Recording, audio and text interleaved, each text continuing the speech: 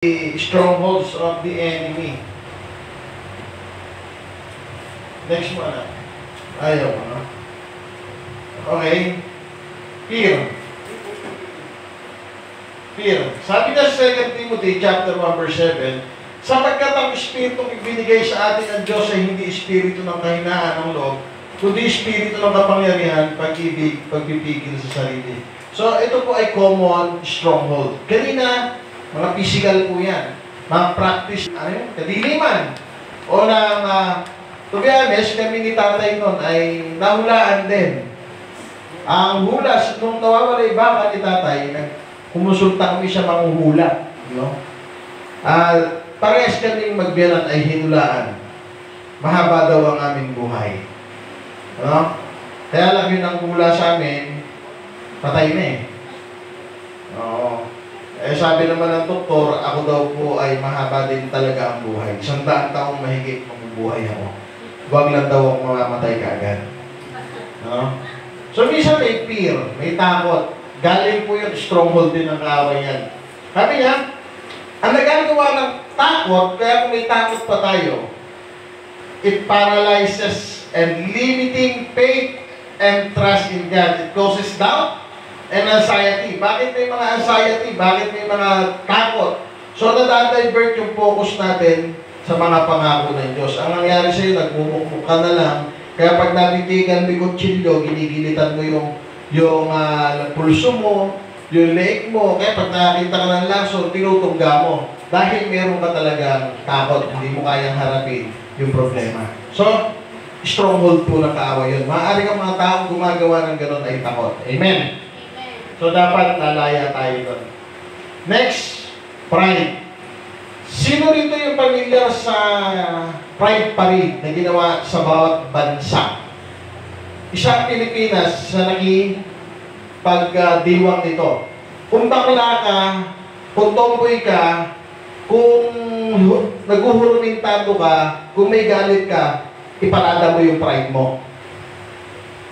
Sumama ka dito. At lahat ng sila vice ganda, dito sa Pilipinas, pinag-pray kasi yan ng buong Kristyanismuhan na huwag matuloy. Alam nyo nangyari dyan, binagyo sila. Hindi nakapagdaos yan. Si vice parating pa lang, hindi na rin tumuloy dahil binabaha na ang daan. Amen? So, because of the prayer ng mga anak ng Diyos, hindi po nakapagdaos sa Pilipinas yan. Mga Kawikaan chapter 16 verse 18, ang kapalalo ay humahantong sa pagkawasak. At ang pagmamataas na isipan ay ibabagsak. Kaya kapag may pride tayo, binabagsak daw ni Lord yun. So dapat hindi tayo mapagmalaki, dapat tayo ay may humble spirit, so that's a common strongholds of people. Not only the believers, also the unbeliever. No, pag may pride, dyan nagkakasumpaan. Kahit na ilibing ka, iburol ka, di ako sisilig. Kahit di na tayo magkikita-kita. That's pride. So, dapat walang ganyan sa Kristiyano. That's a common stronghold. Sabi na, itinataas ng pagmamataas ang sarili kaysa sa Diyos. Si Satan, ganyan po naging pananaw. Na nagpapahirap sa pagpapasakop sa kanyang otoridad, ito ay humahantong sa pagmamataas at paghihiwalay sa karunungan ng Diyos. Yan po yung nangyari kay Satan. Ano nangyari sa may mga pride, mga mataas? Ang nangarap siya, sabi niya, gagawin kong tungtungan, yung mga bundok, ako ang uupo sa trono dyan, yung sa Isaias kanina, yung kinote ni Pastor Alus. Anong ginawa sa kanya? Doon ka sa libingan ng mga patay. At yung mga patay sa iyo ay nakatingin. Bakit? Kasi yung mga naniwala sa kanya doon sa impyerno, sa kailaliman, sinisisi siya. Sana pala hindi ako sumunod sa iyo, sana pala hindi ako nanghula, sana pala hindi ako nangkulam, at karunungan sana ng Diyos ang tinataglay ko. So, ang pride ay nagpapahatid sa impyerno sa mga tao. Dapat wala po yan. Ayan o, sa hell po pupunta. 3, anger. Baka meron tayong anger, no? Yung galit. Tignan niyo yung mukha. Magandang balita Biblia. Ephesians chapter 4 verse 26, kung magagalit man kayo, iwasan ninyo ang kayo magkasala. Huwag ninyong hayaang lumubog ang araw na galit pa rin kayo. So this is one of the common stronghold again. Yung magagalitin. Konting kibot, usok yung tenga, usok ang ilong. So ayaw pala ni Lord yun. Next, sabi niya, ang galit na hindi napigilan ay umahantong sa kapaitan at sirang relasyon. So pwede ka palang magalit, ikatang mo lang magkasala. Itinataguyod nito ang hindi mapagpatawad na puso at nangangamba sa kapayapaan. So yung tao na laging nakikita o nakakatanggap ng galit natin, di natin alam may lihim na rin palang galit sa atin. So nagbubuyo o nag-uudyok ito na mawalan ng kapayapaan sa tahanan. So this is the common stronghold. Next, tignan nyo, dapat ganito daw. Anger management. Dapat meron, namamanage natin yan. Imbis na yung galit mo lumabas, nagagalit ka in a nice way. So, anger management. Anak, inutusan kita 3 araw, dati mo pa rin ginagawa. Nagagalit na ako. So, parang ang hirap magalit pagka Kristiyano ka, ano? Anak, bakit mo ko dinabugan? Nagagalit ako. Di mo ako sinusunod, anak. Galit na galit na na. Tapos di ma-enjoy, no? So, anger management lang ang kailangan. Okay, unforgiveness. Baka mayroon pa tayong mga hindi talaga pinapatawad. Sa relatives, sa friends, and sa neighbors. Dapat daw magpatawad din tayo. Isa yan sa stronghold.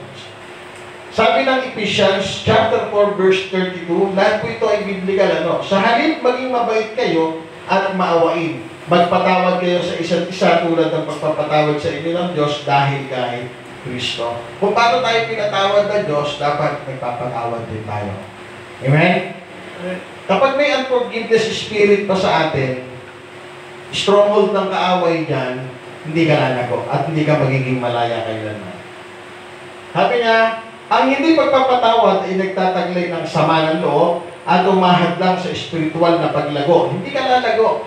Hinaharang nito ang pagpapatawad ng Diyos at umahantong sa kapaitan o mapahamakan. So kaya ang tao napapahamak dahil ayaw magpatawad. Tapos gusto mo papasok ka ng langit, hindi ka nga nagpapatawad. Ang Panginoon nagpatawad, di ba? Dapat i-break natin ang chain. So tama yung kanta kanina, break every chain. Sabihin nga natin, break every chain. Break every chain. Amen. So, last o pagnanasa. Ang Tagalog ng last ay pagnanasa. Last of the flesh, last of the eyes.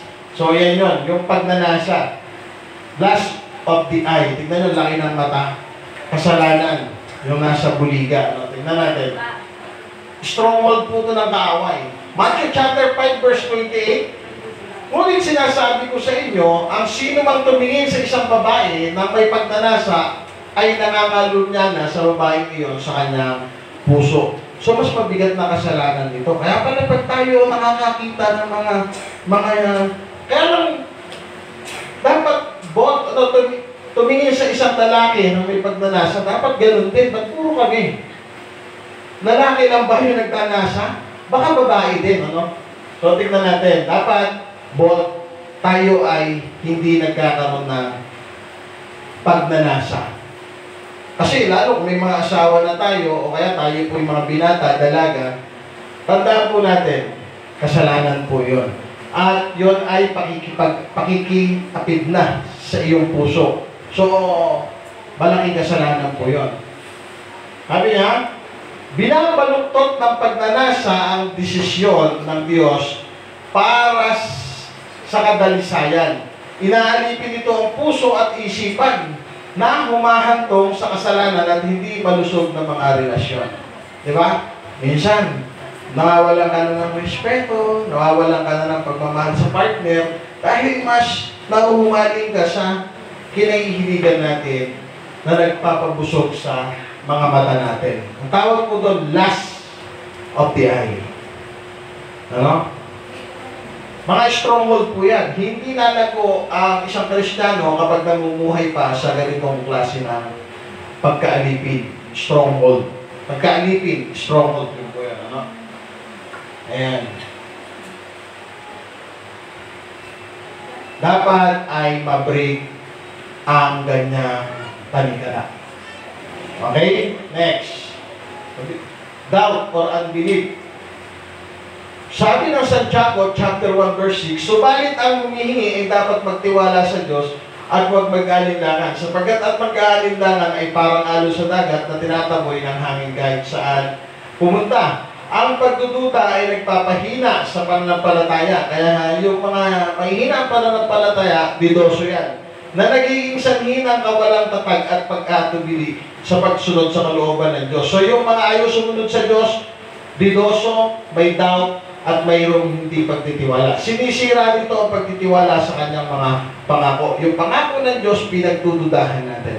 So, hindi lumalago kaagad. So, dapat dito ay lumalago po tayo dahil hindi tayo nagdududa at hindi tayo nawawalan ng paniniwala sa magagawa ng Diyos. Amen? Pag tayo ng hinayang sa susunugin na mamaya, nagdadoubt tayo. Meron tayong unbelief spirit na kayang palitan ng Lord lahat ng mawawala sa atin, na isusuko natin sa Diyos, and God is going to bless you more than you deserve. Next. Believe help my unbeliefs. Yun daw pananampalataya, ay yung tiwala natin kay Lord, tutulungan yung mga unbelief spirit natin. So, maniniwala tayo sa kayang gawin ng Panginoon Jesus. Pangpito, rebellion. Bakit may mga rebellion? Si Satanas, siya ang isang perpektong itsura ng rebelde. Rebellion. Siya ay nagrebelde sa Diyos. Gusto niyang upuan yung upuan ng Diyos, yung trono ng Diyos, at siya ang papalit. Ay kasi sama ng pangkukulam.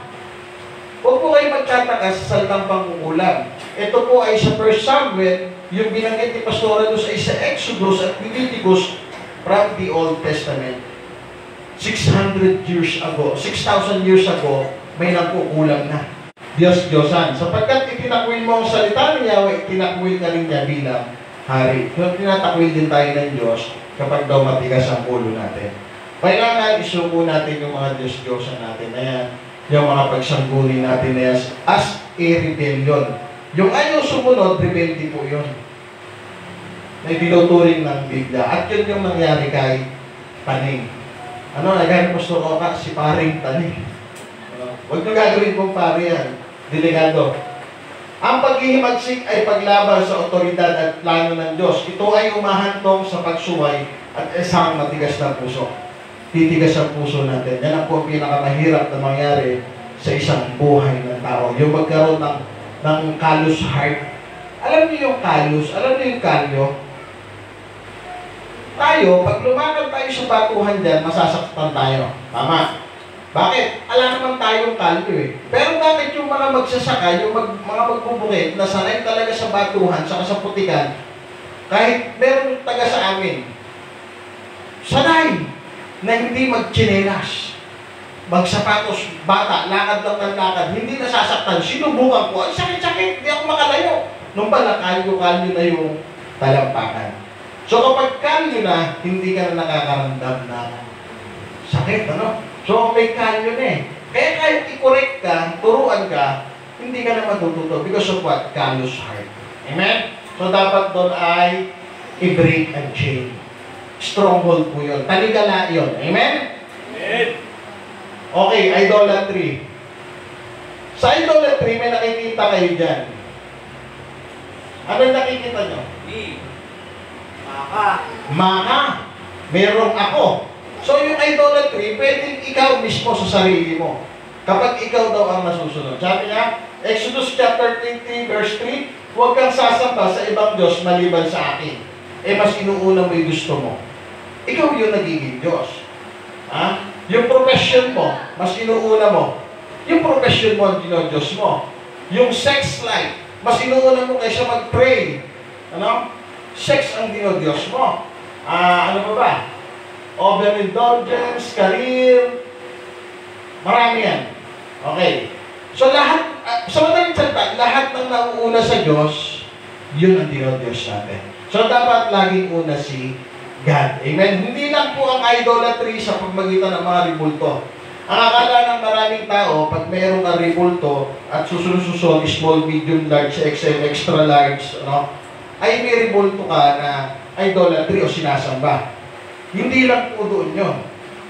Kapag ka, mas mahal mo yung pamilya mo kaysa sa Diyos, so pamilya mo ang dinodiyos mo. Dapat always put God first. Amen?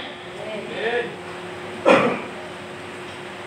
Ang pagsamba sa Diyos-Diyosan, pagsamba man ito sa mga huwad na Diyos o pagpapahintulot sa anumang bagay na pumalit sa lugar ng Diyos sa iyong buhay, ay nagbibigay kaaway ng saligan sa pamamagitan ng paglilihis ng pagsamba sa Diyos. Yun po yung naglilihis sa tunay na pagsamba natin sa Diyos. Yung inuuna mo. So, salamat sa inyong lahat dahil inuna nyo ang Panginoon ngayon. Kaya ka naririto. Amen? Amen. Diyos natin si Lord. Amen? Amen. Ayan. Ayan, idols. Family, money, success, pain. So, yung kasikatan, dinodiyos yan. Nabanggit ni Pastora, di ba? Yung mga singer talaga, nagpebenta ng kaluluwa, kapalit ng bawat kanta nila, sisikat. Ayan. Next. Dapat maging malaya daw tayo. So actually marami to, pero dito na ako magtatapos. Sa Galatians chapter 5, verse 1. Manatili kayong malaya. Sabihin nga po niyo sa katabi niyo, manatili kang malaya. Manatili kang malaya. Ayan. Malaya na tayo dahil pinalaya tayo ni Kristo. Kaya magpakatatag kayo at huwag nang paalipin pa muli. Amen? So napakabuti ng Panginoon dahil nung siya'y pako sa krus ng Kalbaryo, lahat tayo pinalaya sa stronghold. Kaya mamaya, gesture.